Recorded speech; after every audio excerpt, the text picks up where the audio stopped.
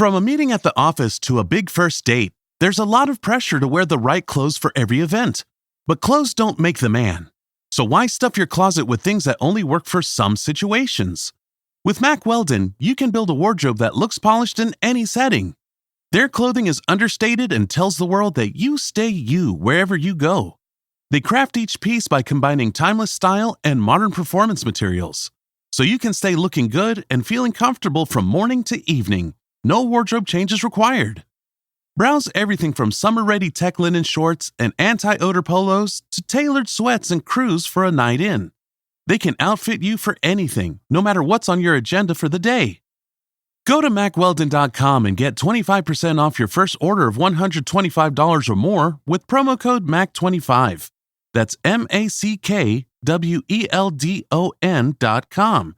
Promo code MACK25. Ready to make a real impact every day? Join the Active Day Home Care team and help clients maintain their independence in the comfort of their own homes. Make a difference in someone's life as you provide essential daily assistance and protect their health and happiness. Earn up to $20 an hour and enjoy additional perks like optional daily pay, 401k, paid time off, ongoing educational training, and more. Join a team that values care, compassion, and your professional growth. Visit ActiveDay.com to apply. Ever get the feeling you're being watched online? It's data brokers. They collect your personal info, your browsing habits, where you live, and who you're related to, and then sell it to the highest bidder. Aura helps stop that. Aura automatically removes your personal info from data broker sites and keeps it off. It also monitors the dark web, protects your devices, alerts you to real-time threats, and more. Start your free trial at aura.com/listen. That's AURA.com/listen for your free trial. If you love entertainment, current events, and Hollywood, don't miss Creator to Creators, hosted by the filmmaker Meosha, known for the Shudder hit documentary Horror Noir and the acclaimed film Anatomy of an Anti-Hero, Redemption. This show features interviews with filmmakers and creatives from around the globe. Join the fun with guest celebrities and gain valuable insights. Subscribe now and follow Creator to Creators. Hi guys, welcome to another episode of Creators to Creators today. Today we have a special guest. Hi, I'm Spencer Creaghan, a composer on SURREALESTATE. Welcome to the show. Thanks for having me. This is awesome. Thanks so much. Absolutely, absolutely. You know, I read your bio and like, wow, you have such an amazing bio. I was like, holy moly, you've scored so many things and projects, across TV and film and just extraordinary, I must say. But I always love going back to the beginning. I always say the beginning charts our trajectory in life, our little habits that we pick up along the way, follow us into, our adulthood. Tell me a little bit about your childhood and what was that like, and how did you find your way into being a composer? Well, movies have kind of always been a part of my life. I learned how to work a VCR at I learned how to work a VCR at like age 2, 3. So movies have kind of always been there, and music's always been there too. I mean, my parents played Lorena McKennitt, Genesis, a Lion King way back when I was a kid, right? So it's always kind of been part of my life. I actually thought I was going to be a film director up until I was about 15. I thought that was going to be what my life went to. And then I picked up guitar and piano, and music kind of became the focus. But movies never really left. Movies were always in there. And I kind of realized over time that through either making my own movies or writing them, music was always a thing I was most, like, I guess, good at, but also excited by it during the process. And yeah, it kind of, as I guess most of us, 15, 16, you realize what you really want to do. And for me, it was movie music. It was almost like unequivocally, now this is it. This is what it's going to be for the rest of my life. And here we go. And sort of just planned everything sort of around that afterwards. I went to York University in Toronto because the film program was in the same building as the music one, and I figured I could meet filmmakers there, which is what happened. And sort of it was all again planned to, I want to do this for the rest of my life, so how can I best put myself in a position to do that? Yeah, I think that's the thing with a lot of creatives. It's like trying to figure out how to, how do you navigate into that world? Yeah. Because you see though, we watch the movies and and I don't know, I think score is like the biggest part of a film. Like it makes you feel the emotion and more connected to the scenes. And You know what? Like a great soundtrack. I don't think people realize how much a soundtrack can really like save a movie. Like, man, there's yeah. been some stuff that I've worked on where I'm like, where we all agree like this isn't working, and then we sort of start putting in music, and all of a sudden I'm like, okay, we Yeah. might have it now. Yeah. And even like the same way, like the wrong musical choice can just like destroy a scene. So it really has this power that can make or break. It's not the end all, but it can certainly be a contributing factor to it. Yeah, absolutely. Your work spans a wide variety of genres from, horror to fantasy to sci-fi. How do you adapt your composing, voice to such different storytelling styles?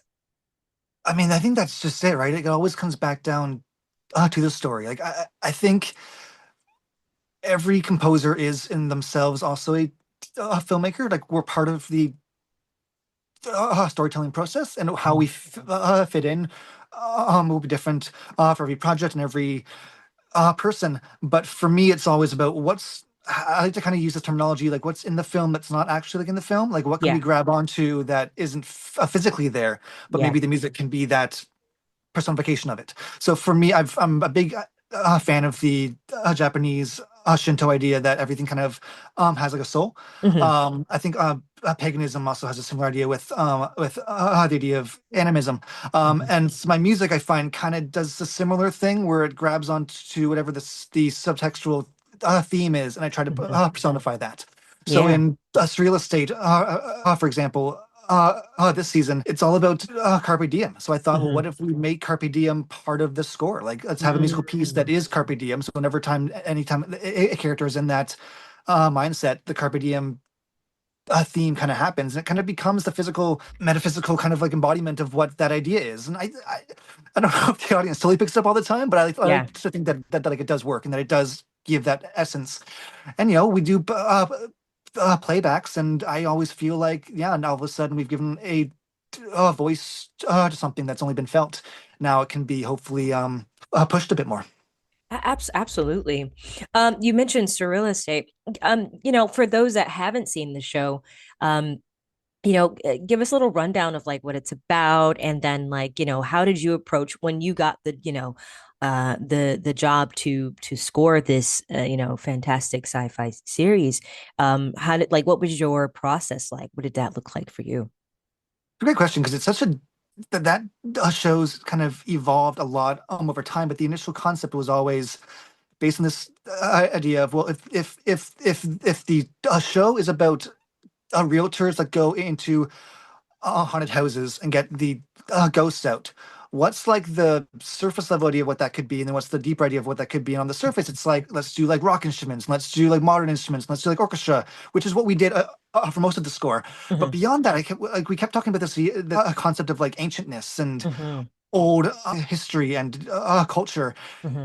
And they filmed the first two seasons in Newfoundland, and Newfoundland has this really just haunting atmosphere. It just feels like you're in this, almost as if you're in fantasy land almost. Mm. And there's something about that I really captured and resonated with, where because Newfoundland uses a lot of Celtic instruments as their traditional music, I thought it Hmm. might be interesting to nod to that. So a lot of the score has Celtic winds and Nice. like harps and fiddles, and it kind of evolved from there. We have Balkan choirs and Indian flutes, Spanish percussion, like all these different elements that kind of create a sense of, ghosts aren't just one culture. We all kind of Yeah. have some element of that. So let's see what we can do to put that in. And so whenever we have a character where the ghost seems like it's part of a deeper history, I try to do my best to capture that in the music. I mean, we had an episode last season with this Norwegian woman, Hmm. and so I brought in Norwegian fiddles to capture that Hmm. essence. And I Yeah. think it added a lot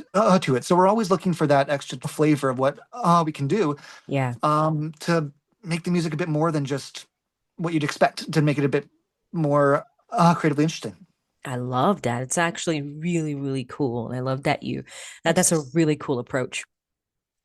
You've scored over 100 and something About 150 projects. different films. Yeah, Woo! TV, film.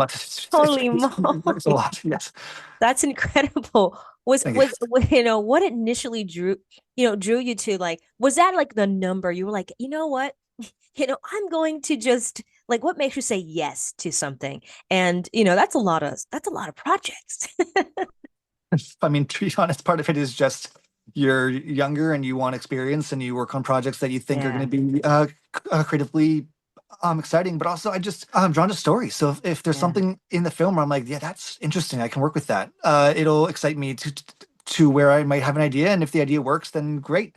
So a lot of the projects have more just been something comes on my table and I go, I think I have an idea for that. And thankfully they Yeah. like the idea and we can roll with it. I'm slowing down, I'm slowing down a bit now, but a lot of it was just youth and the excitement of youth, and you have a lot of energy and you want to do a lot, and things excite you. And a lot of it too was just, I've always admired the composers that can do a lot of work. And so I'm aspiring to be similar. So Absolutely. And yeah, you're doing it. Field recording and folk elements are a big part of your sound. it Can is. you share a memorable instance where an unconventional sound shaped a score? Well, SURREALESTATE has many of those. We had an episode actually this season that involves kind of a toaster. I won't spoil anything, but I thought it would be interesting to use toasters as the music. Like, how could you bring to life this toaster with music? So we recorded the sounds of toasters, the I popping of love it. toast and the beeps and stuff, and put those. It's not the central sound, but it is part of the sound. And what was interesting was when I muted them, like I was like, is this needed? Can we get rid of this? Like, is this really adding anything? And I found that when they were just Ready to make a real impact every day? Join the Active Day Home Care team and help clients maintain their independence in the comfort of their own homes. Make a difference in someone's life as you provide essential daily assistance and protect their health and happiness. Earn up to $20 an hour and enjoy additional perks like optional daily pay, 401k, paid time off, ongoing educational training, and more. Join a team that values care, compassion, and your professional growth. Visit activeday.com to apply. discarded, the music was a sort of interesting wonder music. It was interesting, like ethereal music, but it didn't really have that extra flavor. Then once those toasters were back in, it kind of brought to life the toaster. It was really interesting how much like this little element that's just in the background, you wouldn't even really pick it up on it, I don't think much, but it did bring to life this toaster that otherwise is just in this like an animate object. It kind of gave it a breath, and it kind of goes back to what I was saying before. Like, I like bringing to life things that are otherwise lifeless, and giving a voice to characters and objects which are otherwise voiceless. Like, I was in a session a couple weeks ago, and someone commented on how I have this innate way to make side characters have us really care about these characters that are only going to Mhm. really pop up once. Real Estate is a monster of the week, and so we have different characters every single week, right? So someone commented how they were like, "You have this way to like make me care about this person that we've only met once, and we're only going to ever see once, and yet I am so emotionally attached to them."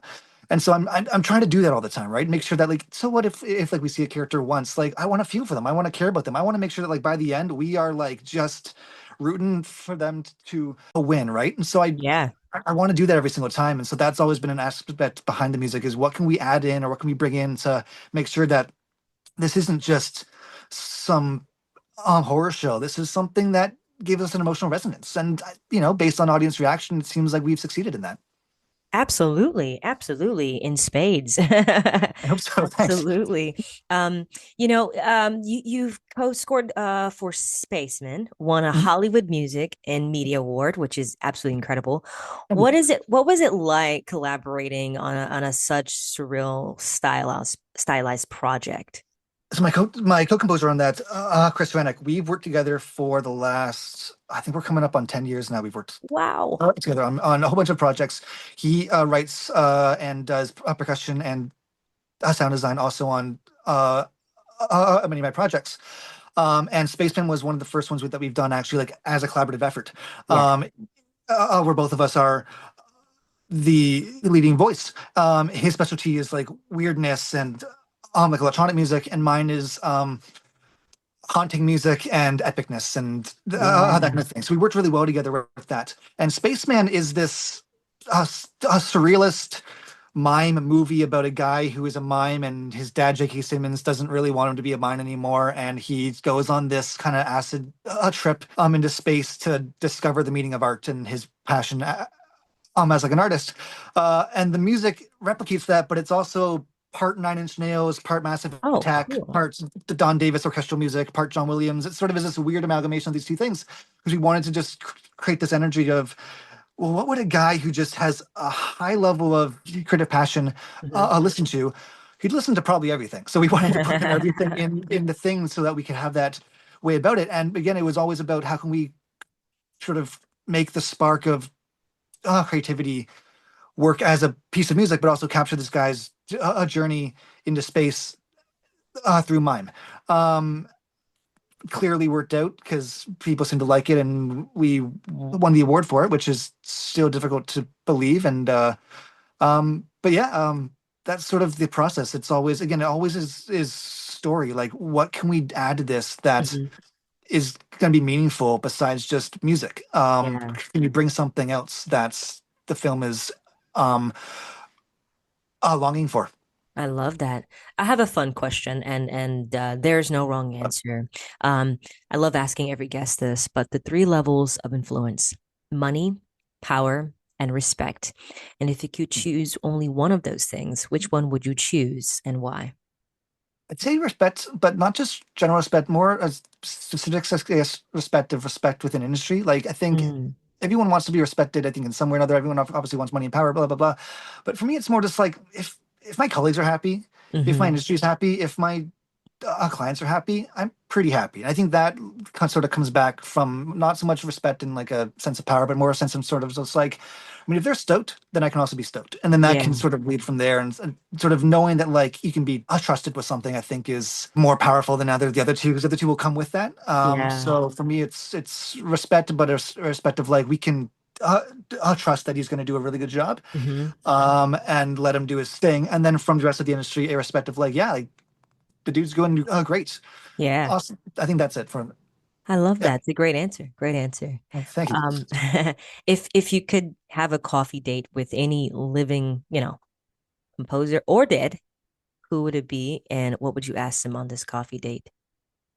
Man, I do actually have an answer to that now that I think about it for a second. I think it would be Bear McCreary, as he is my probably biggest influence at the moment. But my question would actually be, how would you navigate both your influences and your own unique voice? Because I think he's done a really good job of that. Of he does have his own voice and style. Mm, But man, does he ever just open about what like his influences are, and you can hear it in the music. So I'd love to talk with him a yeah. little bit about like finding that balance. I think it's something that a lot of artists consider, right? Is where are we? How much are we like our influences? How much are we our own unique voice? Especially as a film composer, as no one wants to ever be pigeonholed into one genre or one style. I think with this a lot when it comes to what is your own musical voice, and I think it's something that many of us try to figure out what that might be, but then sometimes your voice itself can pigeonhole you into an idea. And It's I true. like experimenting. I like finding new things. I like discovering what that might be, and I don't want to be just like the horror guy, for example, right? So I think Exactly. it would be, yeah, I think that would be my question. It's like, how do you navigate that landscape of Hmm.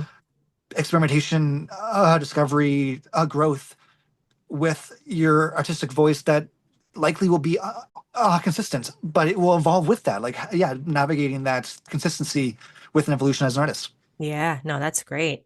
With more composers crossing into gaming scoring, right? What do you think are the most exciting developments in interactive music today?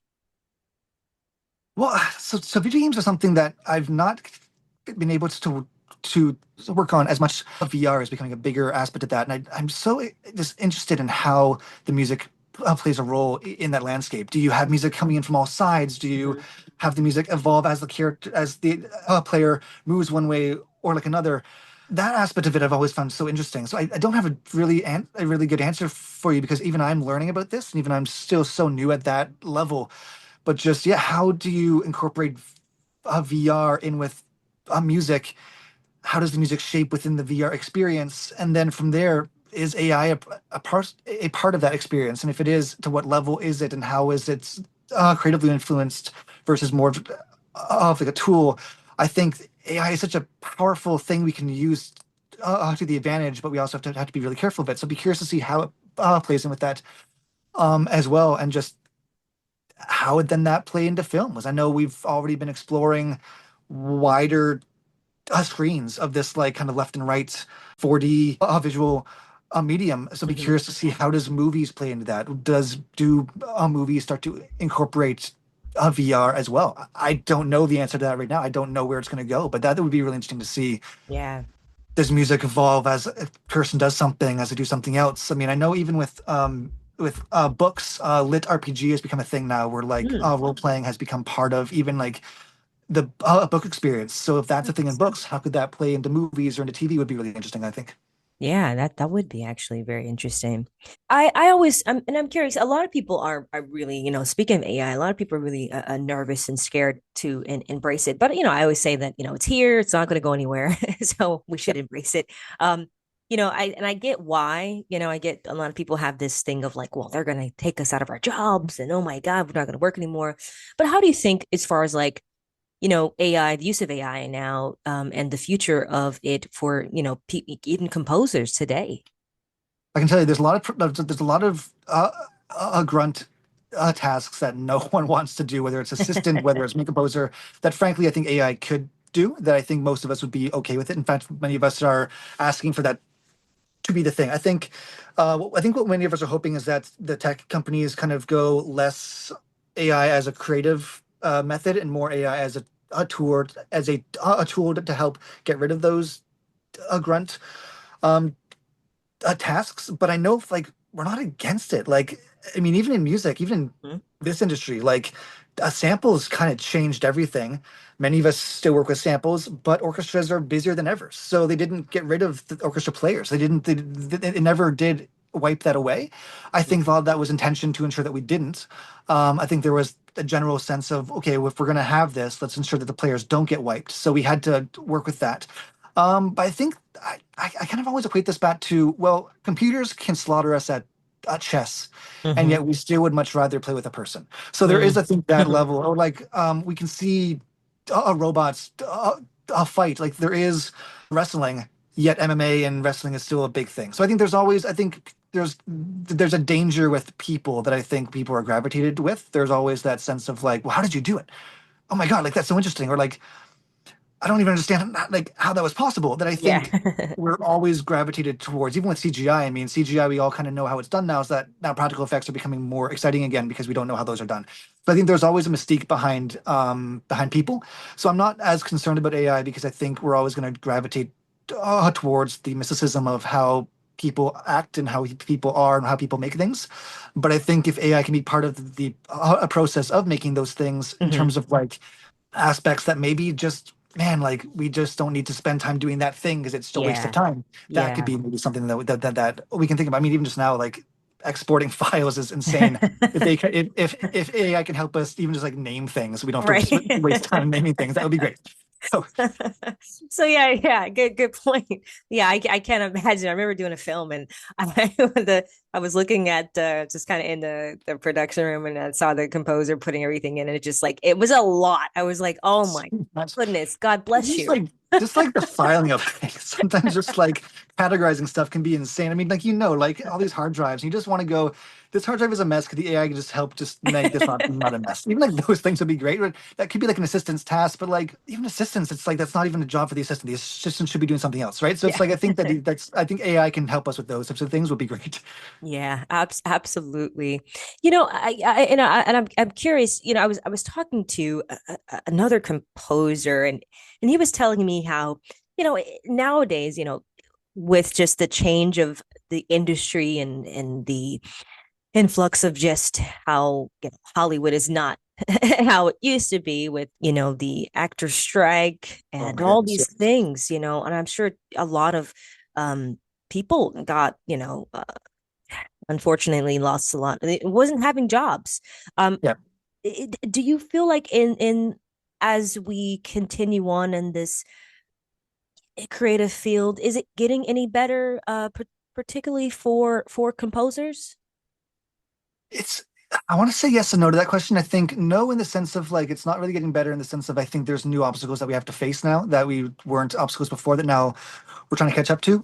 I think that the entire industry is trying to catch up to, whether that be the invention of streaming to generally people moving away from cable, moving away from theaters. I think there's new obstacles that we have to now like kind of think about of how do we get people to watch the stuff that we're working on. But to be fair though, like I also like watching YouTube for my downtime as much as a TV, right? Like, Yeah. so there is that balance to be met of like, well, there has to be the questions of like, yes, people are, there's more out there for us to consume.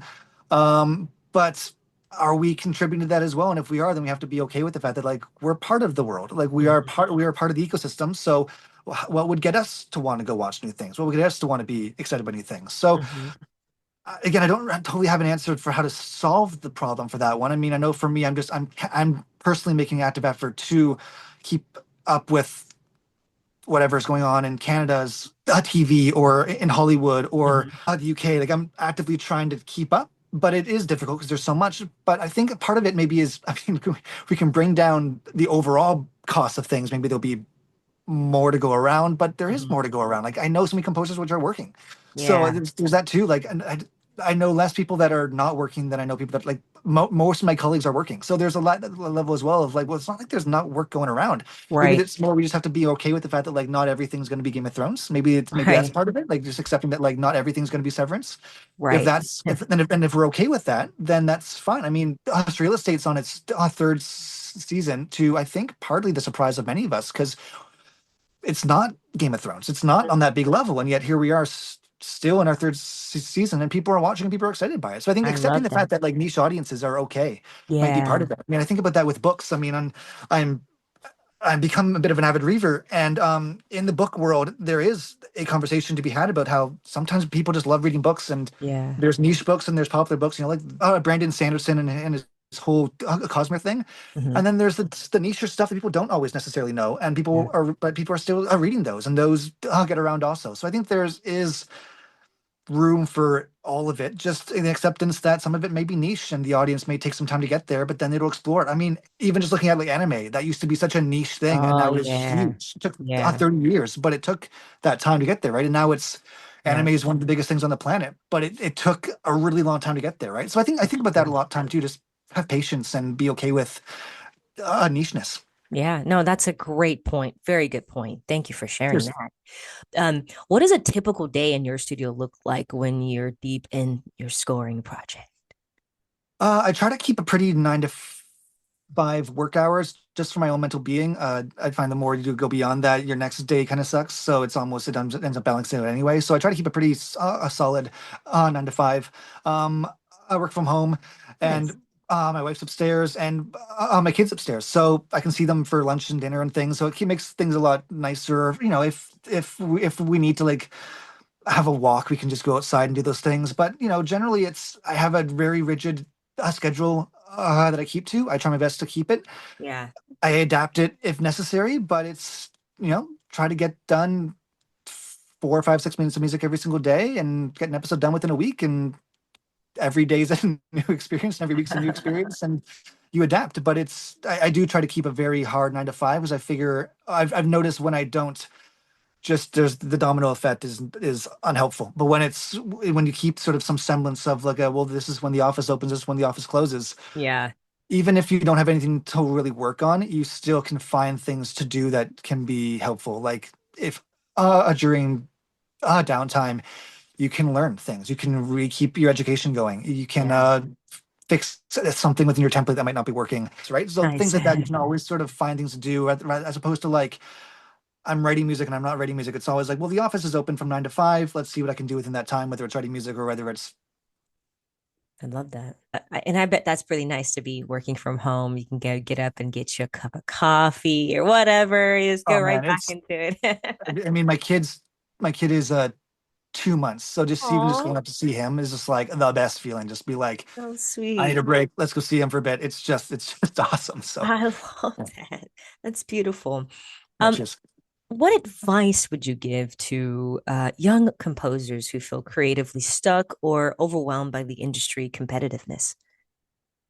Um, I mean, getting outside is the best way to get out of your own head. And speaking with other people is the best way to kind of get out of your own head. I think anything you can do to help relieve that the panic, and I think being part of your community is a big way to do that. So I would highly recommend, like, if you don't have a composer network, find one or make one. That is really big. Like, Mhm. get offline for a bit, take a walk, be part of the world. Those help kind of relieve the anxieties as you realize that they're not as bad as you think it is. And then uh, yeah, don't be too concerned about what the future is going to bring, because you don't know what the future is going to bring. We have all these worries about what's going to happen. Mhm. They don't always happen. They don't always go as people predict, right? Things will change and adjust. I mean, I've been in the industry long enough to have seen certain scares that didn't become scares. They didn't become worries. And I've also seen things that people were like, this is exactly what's going to happen Yeah.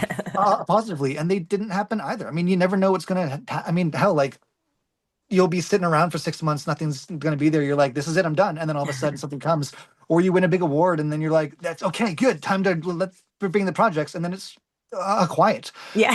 for a bit. So Yes. it's Yeah. just, you never really quite know what's going to happen. So I sort of like to sort of make the idea of, be a human, be in touch with other people, Yeah.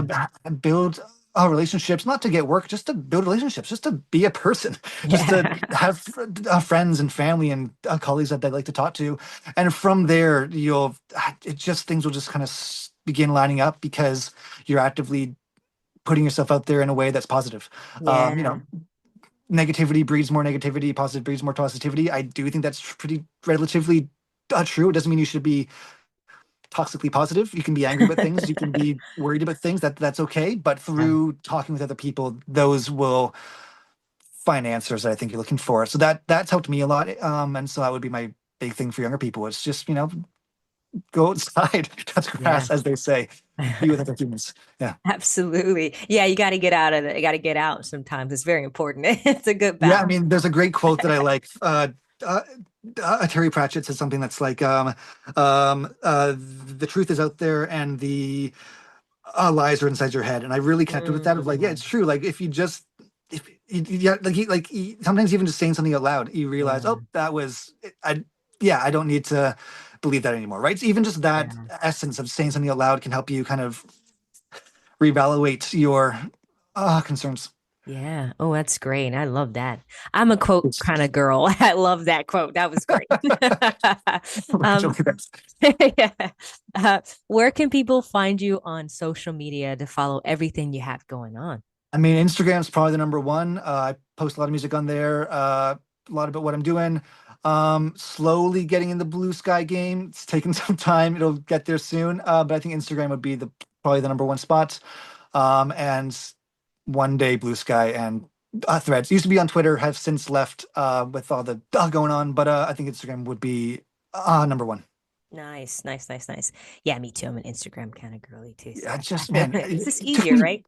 it took me 10 years to get on the train. I wish I got on earlier, but I finally got on it. And it was my wife that got me onto it. And I was like, okay, I was silly to have been against this for a long time. This is really where I should be. So it's just, yeah, as long as you don't read the comments, it's actually a pretty Yeah. positive environment. Right, right. Yeah. I love it. I love it. Thank you so much for coming on. This was a pleasure. It Thank you was too much. great chatting with you. Thank you, too. This was a wonderful interview. Thank you so much for this. Just what a Absolutely. wonderful, what a great time. Thank you so much. Same. And thank you all for listening. And always remember to live, love, laugh. We'll see you guys next time. Bye bye.